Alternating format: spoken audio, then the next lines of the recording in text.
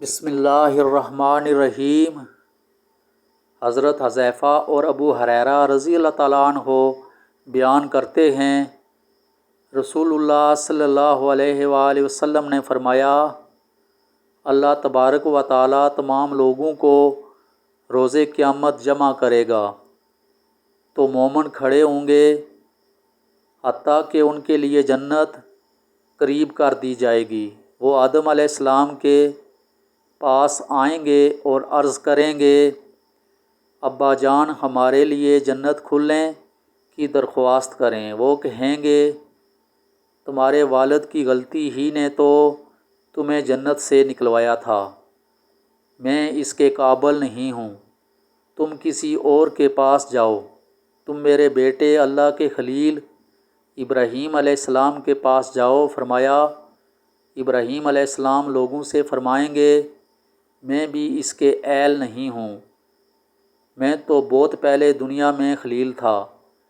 تم موسیٰ علیہ السلام کے پاس جاؤ جس سے اللہ تعالیٰ نے کلام فرمایا ہے۔ لوگ موسیٰ علیہ السلام کے پاس آئیں گے تو وہ بھی کہیں گے، میں اس کے اہل نہیں ہوں، تم عیسیٰ علیہ السلام کے پاس جاؤ جو اللہ کا کلمہ اور اس کی روح ہیں۔ عیسیٰ علیہ السلام بھی کہیں گے، میں اس کے قابل نہیں ہوں۔ وہ محمد صلی اللہ علیہ وآلہ وسلم کے پاس آئیں گے، وہ کھڑے ہوں گے، انہیں اجازت دی جائے گی، امانت اور صلح رحمی کو بھیجا جائے گا، وہ پل صراط کے دونوں طرف کھڑی ہو جائیں گی، تم میں سے پہلا بجلی کی طرح گزر جائے گا۔ راوی بیان کرتے ہیں، میں نے عرض کیا، میرے والدین آپ پر قربان ہوں، بجلی کی طرح گزرنے کی کیا صورت ہوگی؟